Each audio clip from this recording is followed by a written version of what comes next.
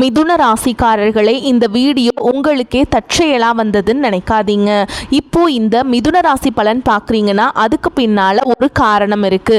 சமீப காலமா மனசுல ஏதோ ஒரு குழப்பம் அல்லது எப்போ நல்ல மாற்றம் வரும் அப்படின்னு ஒரு கேள்வி இருந்தால் அந்த கேள்விக்கான பதிலை தேடி தான் இப்போ நீங்கள் இங்கே வந்திருக்கீங்க. மிதுன ராசிக்காரர்கள் சாதாரணமானவர்கள் அல்ல. துணிச்சலும் வேகமும் உங்களோட இயல்பு. ஆனால் அந்த வேகத்துக்கு சரியான வழிகாட்டுதல் கிடைக்கிறப்போ வாழ்க்கையே மாறுங்க. இந்த உலகத்தில் நம்ம எத்தனை முயற்சி செய்தாலும் எந்த ஒரு நல்ல காரியத்தை ஆரம்பித்தாலும் நம்மை காத்து வழி நடத்துகிற ஒரு சக்தி இருக்குன்னு நம்புறீங்களா? அதுதான் நம்மளுடைய குலதெய்வம். மிதுன ராசிக்காரர்களின் வாழ்க்கையில் பல தடவை தெரியாமலே தடைகள் உடைந்திருக்கலாம். கடைசி நிமிஷத்தில் வழி திறந்திருக்கலாம். அதற்கு பின்னால குலதெய்வ அருளே காரணமாய் இருக்கு. இந்த மிதுன ராசி பலன்கள் உங்களுக்கு பலன் தரணும்னு நினைச்சா இந்த கணமே ஒரு சின்ன விஷயம் செய்யுங்க. கமெண்ட் பாக்ஸில் உங்களுடைய குலதெய்வத்துடைய பெயரை எழுதுங்க. தெரியாதவங்க எனக்கு என் குலதெய்வம் தெரியாதுன்னு எழுதினாலும் போதுங்க, மனசார எழுதுங்க. அந்த நம்பிக்கை தான் இந்த வீடியோவின் சக்தி. உங்கள் குலதெய்வத்தை மனசில் நினச்சிட்டு இப்போ இன்றைய மிதுன ராசி பலன்களுக்குள்ள நுழையலாம் வாங்க. மிதுன ராசி நேயர்களே, இனி வரக்கூடிய நாட்களில் உண்மையில் உங்களுக்கு எப்படி இருக்க போகிறது தெரியுமா? இனி வரக்கூடிய நாட்கள் முழுவதும் உங்கள் வீட்டு வாசலில் மகிழ்ச்சி, பணம் மற்றும் புதிய வாய்ப்புகளின் திருவிழாவே நடக்கப் போகிறது. புதிய வாய்ப்புகள், புதிய சாதனைகள் உங்களை தேடி ஓடி வரும். ஆனால் இவ்வளவு கவனமாக நான் ஏன் இருக்க சொல்கிறேன் என்றால் உங்களுக்கு நிறைய தடங்கல்களும் அவமானங்களும் ஏற்படுறதுக்கு வாய்ப்பு இருக்குது. அதனால் ஜாக்கிரதையாக இருந்துக்கோங்க. சிரிக்கும் முகங்கள் எல்லாம் சொந்த முகங்கள் அல்ல. இன்றைய வீடியோவில் இனி வரக்கூடிய நாட்களுக்கான ஒரு மகா கணிப்பை தான் நாம் பார்க்க போகிறோம்.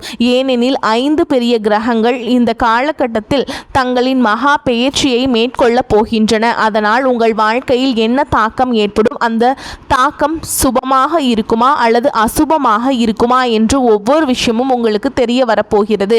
ஏனெனில் எப்போதுமே ஒரு புதிய மாதம் தொடங்கும் போது மனதில் ஒரு புதிய உற்சாகம் பிறக்கும். நாம் ஏதேனும் புதியதாக சாதித்து காட்டுவோம், பெரியதாக செய்வோம் என்று தோன்றும். ஆனால் அதே நேரத்தில் மனதில் ஒரு பயமும் இருக்கும். கடந்த கால துயரங்களை இதிலும் நீடிக்குமோ, அதே போராட்டங்கள் தொடருமோ என்று குழப்பம் இருக்கும். இன்றைய வீடியோவில் உங்களுக்கு மகிழ்ச்சியான நேரம் தொடங்க போகிறதா அல்லது அதே போராட்டங்கள் நீடிக்க போகிறதா என்பதை ஒவ்வொன்றாக விரிவாக கூறப்போகிறேன். இந்த வீடியோவை இறுதி வரை பார்ப்பவர்களின் மனதில் இருக்கும் அனைத்து குழப்பங்களும் நீங்கிவிடும். நீங்கள் என்ன செய்ய வேண்டும், என்ன செய்யக்கூடாது என்று ஒவ்வொரு விஷயமும் தெரிய வரும்.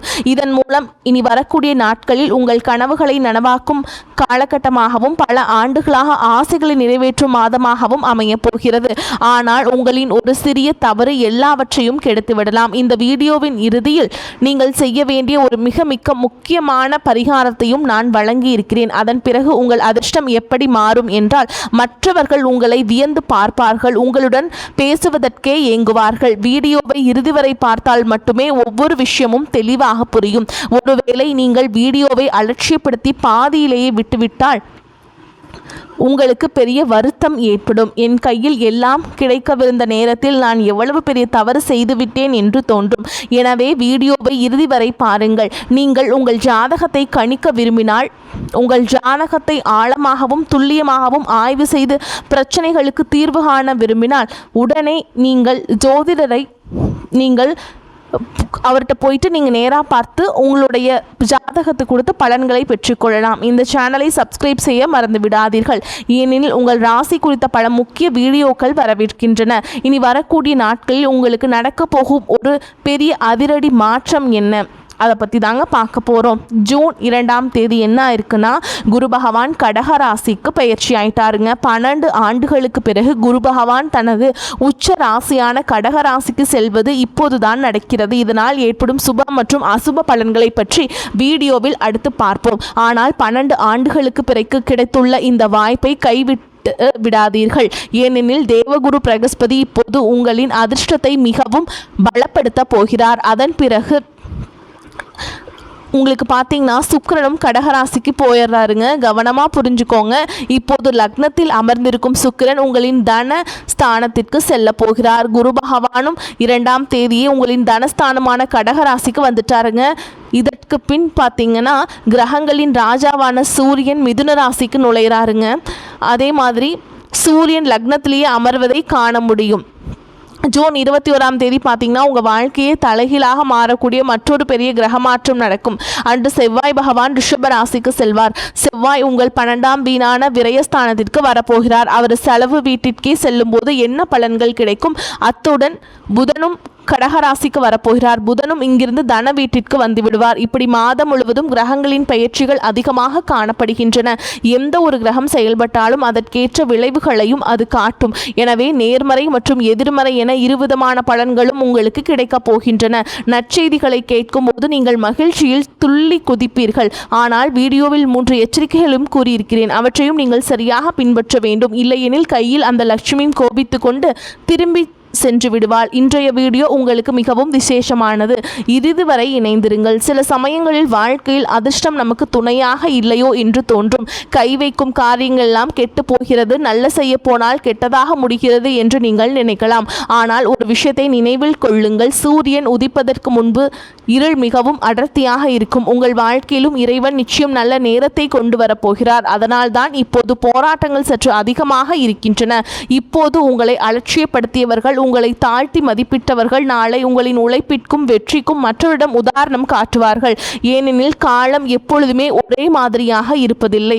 மாற்றம் என்பது இயற்கையின் நியதி. நாளை நல்ல நேரம் நிச்சயம் வரும். மனிதனின் உழைப்பு ஒருபோதும் வீணாவதில்லை. இந்த போராட்டங்களை நீங்கள் வென்றுவிட்டால், துன்பங்களை தாங்க பழகிவிட்டால் உங்களை வெற்றி கொள்வதை எந்த ஒரு சக்தியாலும் தடுக்க முடியாது. இனி வரக்கூடிய நாட்களில் மிதுன ராசினின் பொற்காலம் தொடங்கப் போகிறது. முதலாவது அற்புதமான நிகழ்வு உங்களின் 2வது வீடான தனஸ்தானத்தில் நடக்கிறது.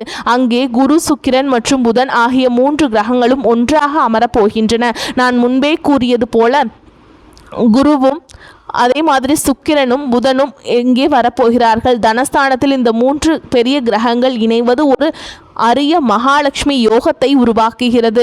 தன வீட்டில் இத்தகைய சுப கிரகங்கள் இருப்பதால் ஆரம்பம் முதல் இறுதி வரை பொருளாதார ரீதியாக நீங்கள் எந்த கவலையும் பட தேவையில்லை. முன்பெல்லாம் என்ன நடக்கும் என்றால், சம்பளம் வரும்போதோ அல்லது தொழிலில் லாபம் கிடைக்கும் போதோ வந்த வேகத்தில் செலவாகிவிடும். மாத இறுதியில் கடன்பட வேண்டிய சூழல் ஏற்படும்.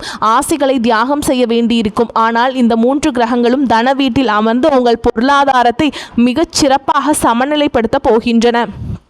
ஆரம்பம் முதல் இறுதி வரை பணப்புழக்கம் மிகவும் அற்புதமாக இருக்கும். பல வழிகளில் இருந்தும் பணம் வரும். பணம் வர வாய்ப்பே இல்லை என்று நீங்கள் நினைத்த இடங்களிலிருந்து கூட அதிர்ஷ்டத்தின் காரணமாக பணம் வருவதை காண்பீர்கள். பல ஆண்டுகளாக முடங்கி கிடந்த பணம் அல்லது நீங்கள் எவ்வளவோ முயற்சி செய்தும் வராமல் இருந்த கடன், ஏதேனும் ஒரு நிறுவனமோ அல்லது மனிதரோ உங்களுக்கு தராமல் இழுத்தெடுத்து கொண்டிருந்த தொகை என அனைத்து பாக்கிகளும் இனி வரக்கூடிய நாட்கள் தனஸ்தான கிரகங்களால் வசூலாகும். நீங்கள் குடும்பத்துடன் இணைந்து ஏதேனும் தொழில் செய்து கொண்டிருந்தால் குடும்ப வியாபாரத்தில் சுக்கிரன், புதன் மற்றும் குரு ஆகிய 3வரும் இணைந்து உங்களுக்கு பெரிய லாபத்தை ஏற்படுத்தி கொடுப்பார்கள். ஏனெனில் தன வீட்டில் குரு, சுக்கிரன், புதன் இணைவது போன்ற அரிய மகாலட்சுமி யோகம் அடிக்கடி அமைவதில்லை.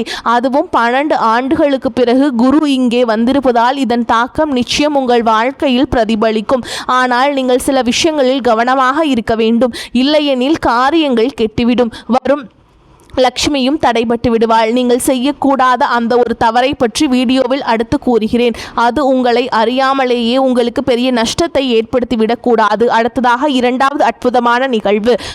அது என்னவென்று பார்த்தால், கிரகங்களின் ராஜாவான சூரியன் மிதுன ராசியை அடைவார். அதாவது சூரியன் உங்கள் லக்னத்திலேயே அமரப்போகிறார். லக்னத்தில் கிரகங்களின் ராஜா சூரியன் அமர்வது உங்களுக்கு எவ்வளவு பெரிய அற்புதங்களை செய்யும் என்று யோசித்து பாருங்கள். இனி வரக்கூடிய நாட்களில் சூரியன் உங்கள் முதல் வீட்டிற்குள் நுழையும் போது ஒரு வரலாற்று சிறப்புமிக்க மாற்றத்தை காண்பீங்க. சூரியன் உங்கள் ஆளுமையில் ஒரு பிரம்மாண்டமான ஈர்ப்பை கொண்டு வருவார்.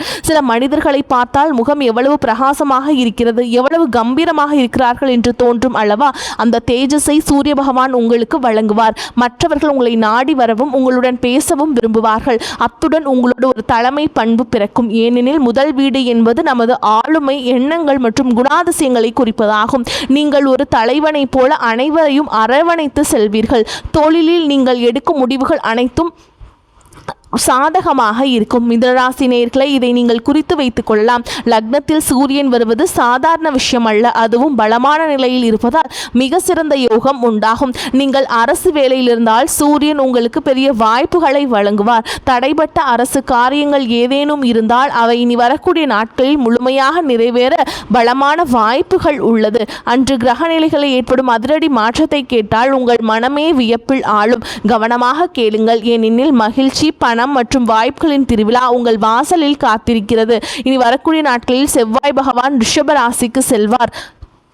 அதுவும் இதுவரை லாபஸ்தானமான 11ஆம் வீட்டிலிருந்து செவ்வாய் உங்களுக்கு செலவு வீடான 12ஆம் வீட்டிற்கு செல்கிறார். செலவு வீட்டில் தளபதி செவ்வாய் வருவது சற்று கவலையாக தோன்றலாம். ஆனால் இங்கிருந்தும் உங்களுக்கு ஒரு பெரிய நிம்மதி கிடைக்கப் போகிறது. அதை தெரிந்து கொள்வதற்கு முன்பே வீடியோவை லைக் செய்து விடுங்கள். ஏனெனில் இத்தகைய ஆய்வுகளை மேற்கொள்வதற்கு பல மணி நேர உழைப்பு தேவைப்படுகிறது. உங்களின் ஒரு லைக் எங்களுக்கு பெரிய ஆதரவாக இருக்கும். கமெண்ட் பாக்ஸில் தூய்மையான மனதுடன் ஓம் நமச்சிவாய என்று எழுதுபவர்களுக்கு மகா பிரபஞ்சத்தின் அருள் நிச்சயமாக கிடைக்கும். மூன்றாவது மற்றும் மிகப்பெரிய நிகழ்வு என்னவென்றால், செவ்வாய் 12ஆம் வீட்டிற்கு வந்தவுடன் பன்னாட்டு நிறுவனங்களில் வேலை செய்பவர்களின் அதிர்ஷ்டம் பிரகாசிக்கும். பன்னாட்டு நிறுவனங்களில் வேலை தேடிக் கொண்டிருப்பவர்களுக்கும் செவ்வாய் நிச்சயம் உதவுவார். அத்துடன் இறக்குமதி ஏற்றுமதி தொழில் செய்பவர்களுக்கும் இது நல்ல காலமாகும். வெளிநாட்டு வாடிக்கையாளர்கள் மூலம் உங்களுக்கு நல்ல லாபம் கிடைக்கும். புதிய வாடிக்கையாளர்கள் உங்களுடன் இணைவார்கள். ஆனால் செவ்வாய் செலவு வீட்டில் அமர்ந்திருப்பதால் சுப பலன்களோடு சில அசுப பலன்களும் உண்டாகும். எனவே நீங்கள் எந்த 3 தவறுகளிலிருந்து தப்பித்திருக்க வேண்டும், எந்த 3 எச்சரிக்கைகளை பின்பற்ற வேண்டும் என்பதை பார்ப்போம். அப்போதுதான் கஷ்டங்கள் வராமல் வீட்டில் பணம் தங்கும், லக்ஷ்மி தேவியும் நிலைத்திருப்பாள். இந்த 3 தவறுகளை கவனமாக கேளுங்கள். வீடியோவின் மிக முக்கியமான பகுதி இதுதான். முதலாவதாக பார்த்தீங்கன்னா, சூரியன் லக்னத்திற்கு வரும்போது அவர் உங்களை ஒரு ராஜாவை போல வழிநடத்துவார். ஆனால் சூரியன் ஒரு வெப்பமான கிரகம். அவரின் உக்கிரம் அதிகம். அவரின் கதிர்கள் உங்கள் ராசியில் படும்போது உங்களுக்குள் ஒருவித அகந்தை, அதிகப்படியான தன்னம்பிக்கை மற்றும் முரட்டுத்தனமான குணம் வரலாம். இதன் காரணமாக உங்கள் வாழ்க்கை துணையுடன் நீங்கள் வீண் விவாதங்களில் ஈடுபட நேரிடும். ஒரு விஷயத்தை நினைவில் கொள்ளுங்கள், உங்கள் வாழ்க்கை துணை உங்களுடன் என்றும் துணையாக இருப்பவர். உங்களின் வெற்றியிலும் சில தோல்வியிலும் சரி உங்களுடன் தோளோடு தோள் நின்று உங்களை காப்பவர். எனவே அவர்களுக்கு உரிய மரியாதையை கொடுங்கள். கிரகங்களின் மாற்றத்தால் சூரியன் கொடுக்கும் அகந்தை மற்றும் ஓவர் கான்ஃபிடன்ஸ் காரணமாக உங்கள் துணையுடன் ஆதிக்கம் செலுத்த நினைக்காதீர்கள். அவர்களை காயப்படுத்தும் வார்த்தைகளை பேசாதீர்கள். அவர்களின் குடும்பத்தாரை தவறாக பேசாதீர்கள். இல்லையெனில் குடும்பத்தில் விரிசல்கள் ஏற்பட்டு கவலைகள் அதிகரிக்கும். மனிதனால் பண கஷ்டத்தை தாங்க முடியும், ஆனால் குடும்பத்தில் நிம்மதி இல்லை என்றால் அவனால் நிம்மதியாக இருக்க முடியாது. தொழிலும் கவனம் செலுத்த முடியாது. மன அழுத்தத்திற்கு ஆளாக நேரிடும். எனவே உங்கள் குணத்தை நிதானமாக வைத்துக் கொள்ளுங்கள். அகந்தையை தவிர்த்து விடுங்கள்.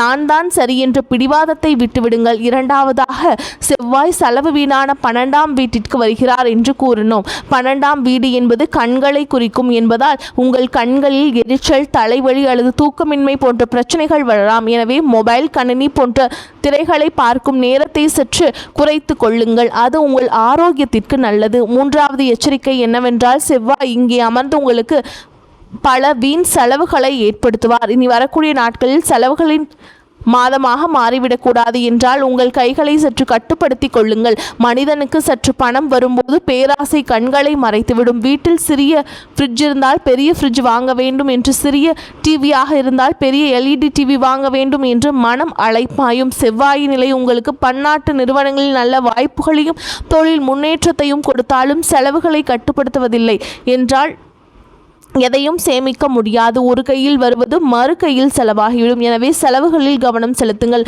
அத்துடன் உங்களுடைய இருந்து கொண்டு உங்களுக்கு கெடுதல் நினைக்கும் மறைமுக எதிரிகள் அவங்களை நீங்கள் ஒழித்து கட்டுங்கள். ஏன்னா அவங்க பாம்புகளை போல சில மனிதர்கள் உங்களுடனே இருப்பார்கள். முகத்திற்கு நேராக இனிமையாக பேசிவிட்டு உங்களின் ரகசியங்களையும் குடும்ப விஷயங்களையும் தெரிந்து கொள்ள முயலும் இத்தகைய மனிதர்களிடமிருந்து முற்றிலும் விலகியிருங்கள். உங்கள் வாழ்க்கையை துரிதப்படுத்தவும் வெற்றிகளை குவிக்கவும் 2 எளிய பரிகாரங்களை கூறுகிறோம். முதலாவது பரிகாரம், சூரியன் உங்களுக்கு அகந்தையை கொடுக்காமல் இருக்க ஞாயிற்றுக்கிழமைகள் தோறும் வெல்லம் மற்றும் கோதுமையை தானமாக வழங்குங்கள். தினமும் சூரிய பகவானுக்கு நீங்கள் தண்ணீர் கொடுத்து அர்ப்பணம் செய்யுங்கள். செம்பு பாத்திரத்தில் சிறிதளவு குங்குமம், அட்சதை மற்றும் சிவப்பு நிற மலரை இட்டு சூரிய பகவானை நோக்கி தண்ணீர் அர்ப்பணித்து வழிபாடு செய்யுங்கள். இதன் மூலம் சூரியனுடைய பலம் பெற்று குடும்பத்தில் குழப்பங்களையோ ஈகோவையோ ஏற்படுத்த மாட்டார். அடுத்து செவ்வாய் செலவு வீட்டில் இருப்பதால் செவ்வாய்க்கான பரிகாரத்தை செய்ய வேண்டும். செவ்வாய்க்கிழமைகள் தோறும் ஆஞ்சநேயர் கோவிலுக்கு சென்று வெள்ளம் அல்லது கடலையை பிரசாதமாக சமர்ப்பித்து வழிபாடு செய்யுங்கள். அத்துடன் 11 துளசி இலைகளை எடுத்து சுத்தமாக கழுவி அதில் சந்தனத்தால் ஸ்ரீராம் என்று எழுதி சிவப்பு நூலில் மாலையாக கோர்த்து அனுமனுக்கு சாற்றுங்கள். இதன் மூலம் செவ்வாய் கொடுக்கும் வீண் செலவுகள் கட்டுப்பட்டு பொருளாதாரத்தில் நல்ல நிம்மதி கிடைக்கும். மிதுனராசி நேயர்களே, இன்றைய வீடியோவில் நாம் கிரக நிலைகளை பற்றி பார்த்தோம். இதன் மூலம் பல விஷயங்களை தெரிந்து கொண்டிருப்பீர்கள் என்று நம்புகிறேன். வீடியோ பிடித்திருந்தால் லைக் செய்யுங்கள். உங்கள் வாழ்க்கையில் ஏதேனும் பிரச்சனைகள் இருந்தால் கமெண்டில் தெரியப்படுத்துங்கள். அதற்கான தீர்வை வழங்க முயல்வோம். இப்போதைக்கு அனைத்து நேயர்களுக்கும் நன்றி, வணக்கம்.